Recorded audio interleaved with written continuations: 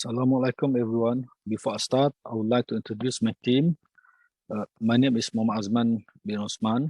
My team is Felicia, Michelle, Anak, Sylvester, Noreng Bit, and Prescella, Simba, Anak, Ranggie. For our group assignment, we have proposed a multi-purpose public complex in Noreng Beach.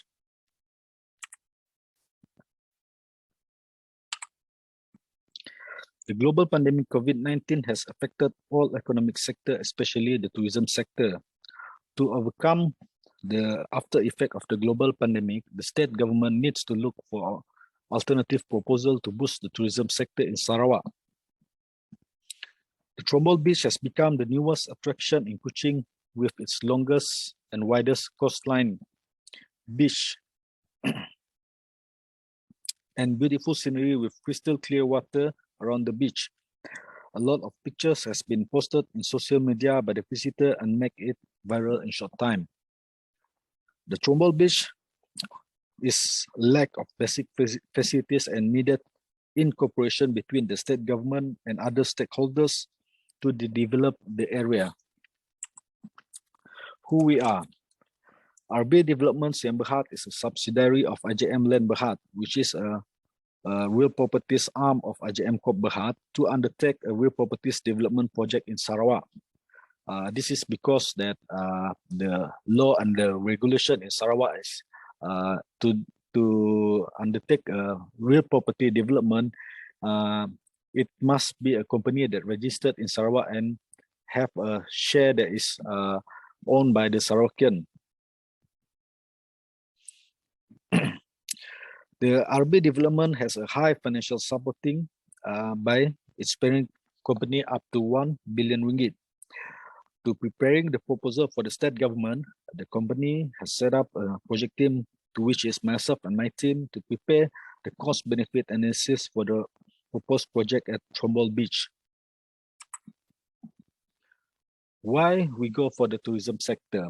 So, the tourism sector is the one of the largest industry in Malaysia, which is contribute the 14.1% of its Malaysian GDP. So the second one is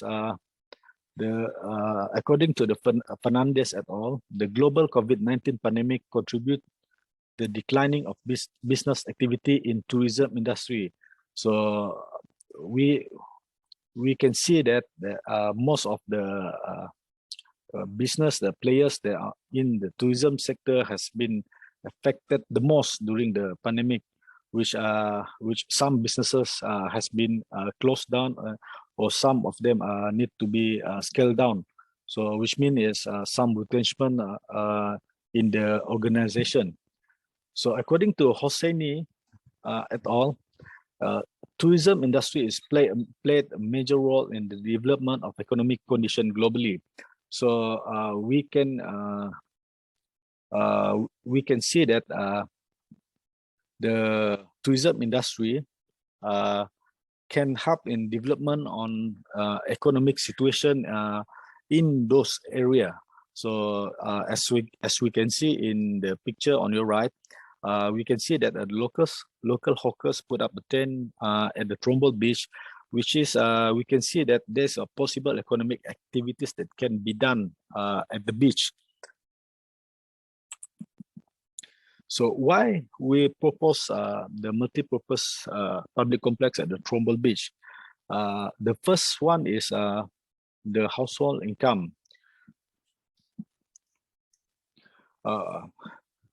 During the global COVID-19 pandemic, the economic has been affected and most of the income are declining, the household income are declining, and to overcome the decrease in the household income,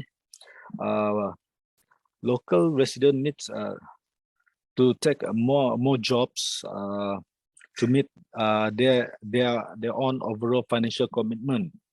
So the Noreng Beach can become the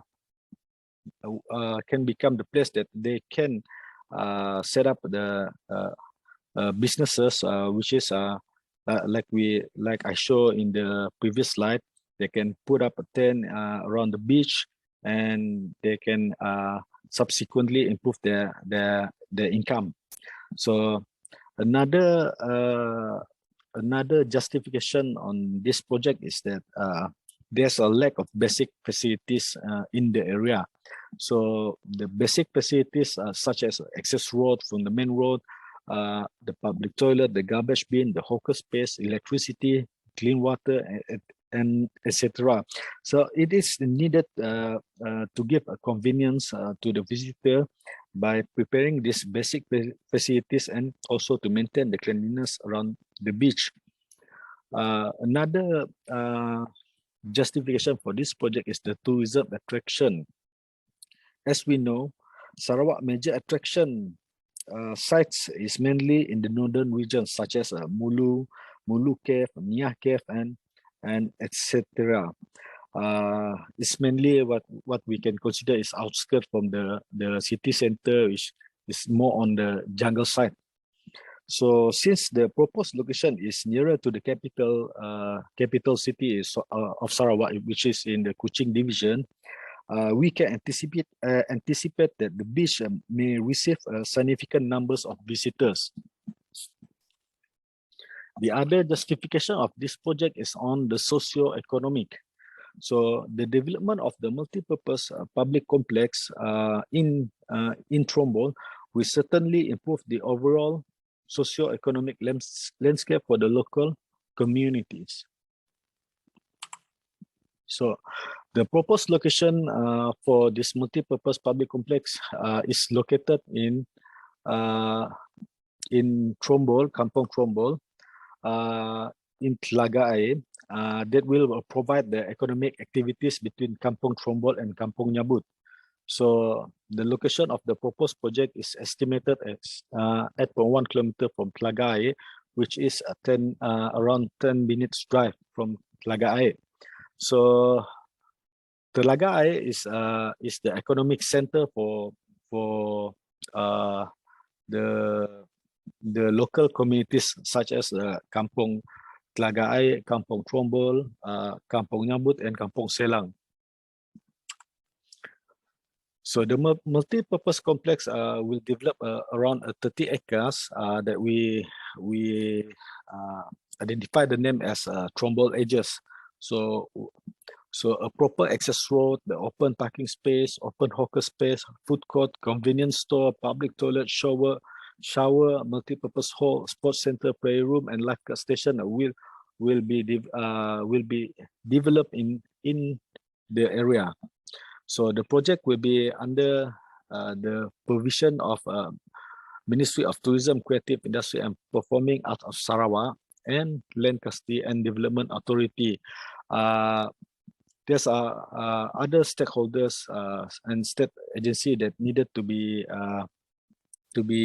involved, such as the Padawan Municipal Council, the Jabatan Bekalan Air Luar Bandar Sarawak, and also the Sarawak Electric Berhad SEB, which is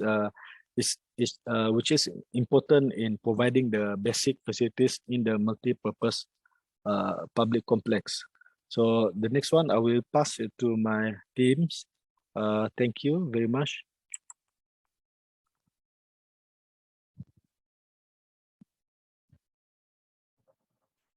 Hello, my name is Noreng Bit, matrix number 21030440.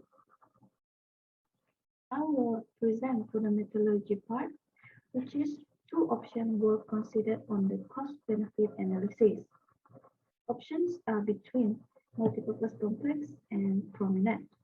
The cost and benefit associated with each option are shown in the table 1 and table 2. Table 2, which associated with cost and benefit for the constructions of promenade, will not provide any profit. Option 1 is multipurpose complex, and option 2 is do nothing. Majority of the fund will use to build drainage, telecommunication, and electrical system and provide alternative source of water supply at the area. Costs and benefits are involved in this project is to determine the items during the period of construction and impact that involve both tangible costs, intangible costs, tangible benefits, and intangible benefits. The tangible costs involved in these projects are labor, both professional and unprofessional, equipment, heavy machinery, designed and built by the engineers and construction materials. The intangible costs involved in these projects are maintenance costs, employee turnover, services provided for tourists and visitors, environment costs, damage costs, and others. The tangible benefit for these projects after it is open to the public will be profit for activities participate, sponsorship by governments, sales of food and drinks, and sales of tickets. The intangible benefit for these projects are to increase job opportunities for local people at the area, protecting the natural resources by maintaining the area regularly, provide leisure time for tourists and visitors, and also provide income for the societies. This project will use the tangible products and services by quantifying the tangible costs and tangible benefits that will be used during the construction and impact of period. As from slide 3 and 4, show the quantify of tangible costs and tangible benefits. To conclude, if the do-nothing option is continued at the area with no effort to attract visitors, then the place will go to waste and lesser people will come to visit due to no improvement. Option 1 will help to attract more visitors coming to the place and moreover will increase the management as more activity will be available for visitors and entertainment. Hence, the income will be also generated from this project when it's finished and open to the public. Thank you. Hello, my name is Prescella. I will explain on economic evaluation. There are three objectives for this project, which is to provide leisure time to visitors. And enjoy activity that are provided.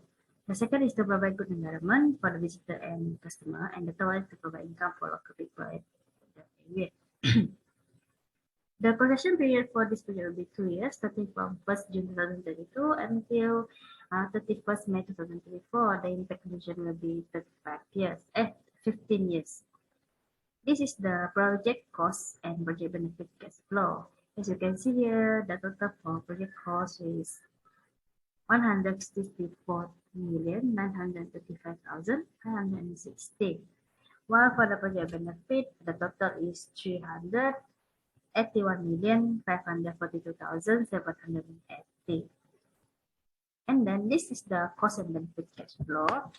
For the net benefit, as you can see here, is 234,619,220. Next is net present value. So the net present value of this project is 2,450,122,131 cents, which is positive. This implies that this project can be accepted. The decision rule is accept the NPV when the value is positive. So this is the benefit cost ratio. Based on the calculation, the benefit cost ratio of this project is 2.31, which is greater than 1. Means that this project can be accepted. This shows that this project has positive benefit. Higher the ratio, the greater the total benefit relative to the total cost. Sorry. For the internal rate of return, the IRR for this project is 23.69%. This rate is this rate which made the present value of cash flow of the investment equal to 0. For the ROI, return on investment, is greater. The greater The greater the ROI, the higher the return. Hence, the project will give highest return. So to conclude this, our project initial profit with 1.62% on ROI, so it will get more profit. So for the payback period, this is our payback period. This means that our project break even in 5 years. The project will start to earn profit in year 5. I think that's all from me. Thank you.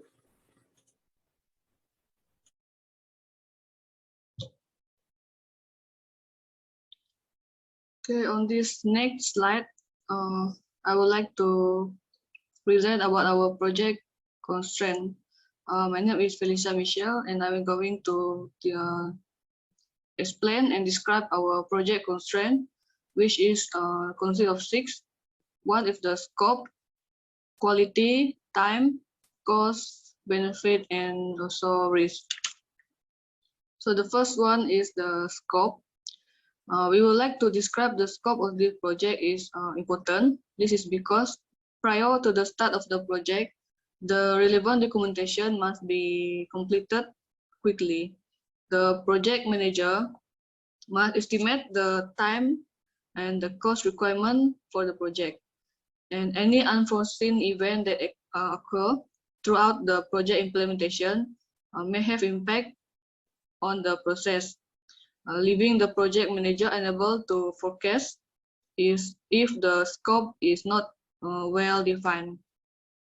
Next is the quality of this project. So the workmanship on the building itself can be used to determine the quality of this project. The length of time, the scale of the project, the material used, and the type of the terrain used can all influence the quality. The right use of the material on the project is important in determining the multipurpose for determining this project long-term viability. So if the soil type is peat, for example, the site filling must be large. Some other result is to guarantee that the number of the variant order on the project site is to be kept minimum. I'm sorry, to be kept minimum. So that this will raise the cost of the project. The next project constraint is the time to complete the project. So in determining the project benefit, the length of time is important. The project manager must keep track of the whole work schedule in order to ensure that the project is to be completed on time. The value of the complex to the local population will be less if the project is delayed. Delay means that the project is unable to complete in time. Means that it will cost more cost on that for that certain time. Because any delay project will cost for sure the organization money, because the material price will in time fluctuate and may rise in the future. The next one is of course the project cost that may potentially limit the project influence. The cost must be researched first and then prepared in accordance with the project analysis. The logistical cost that can be used is the environmental impact study, the EIA, and the socio-economy study, SEIA, must all be factored together with the 31 budgeted item. To establish the feasibility of the project and the impact of the development of the multipurpose public complex, these two EIA and SEIA are required first to be researched and prepared. So the next one is a benefit itself. That the benefit to be considered inside this constraint is the changes in the market general economic status. If, for example, the benefit of this complex is less significant than any other major development project in Sarawak. This project may be put on hold because for sure the state government will examine which project is essential that must be completed first in order to have greater impact for the community. And finally is the lack of incorporation between the project stakeholder. The project stakeholder is also considered to be the project owner, may also have a detrimental impact on the project completion. This is because all stakeholders must work together with the project manager and assist any kind of work that need to be done. This means that the project team must have access to all relevant information for the project in order to understand and carry on with the task with zero mistake if possible. So the next part of this one will be conclusion. So the conclusion for this multi-purpose public complex, this is important to transform Sarawak tourism business. So instead of promoting outskirt tourism, the state government might take advantage of this occasion to promote Sarawak newest attraction. Because of its proximity of Sarawak capital city, this project may attract many people, both locally and also globally. And the state government may consider investing in this project because near the Trombol Beach, if the MPV is positive. According to our calculation, our benefit ratio is 2 to 3, which is significant in terms of providing opportunity and benefit to local population. And our internal rate of return, which is 23.69%, indicate that the project is appealing and should be pursued. The project return on investment of 1.62% shows that this is intended for communities and rather than small business such like enterprises. And overall, the state government must evaluate the expenses for this project while deciding whether to undertake it in stages. Okay, that's all from our group. Thank you very much.